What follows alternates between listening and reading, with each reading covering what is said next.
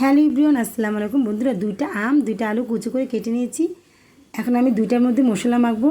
মরিচ দিব 1 চামচ, হলুদ দিব 1 চামচ, লবণ দিব 1 চামচ, সেম দিব, তবে আলু ভিত্তি একটু লবণ কম দিব। দুইটা 1 ঘন্টা ভিজিয়ে রেখেছি। দেখো কতটা পানি বের হয়েছে দুইটার মধ্যে। তবে আমের থেকে লবণের পানি বেরিয়েছে বেশি আলুর থেকে।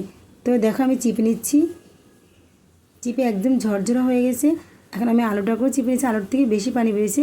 এখন দুইটাতে আমি কর্নফ্লাওয়ার 2 চামচ আর ময়দা 2 চামচ দিয়ে মেখে গরম তেলে ভেজে নিব। আগে আমটা ভেজে নিব।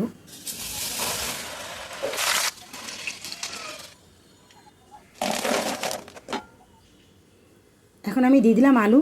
আমটা ভাজা হয়ে গেছে। এখন আলুটা ভেজে নিচ্ছি। অনেক মুচমুচে ভাব হয়েছে আর এটা অনেক দিন সংরক্ষণ করে রাখা যায়।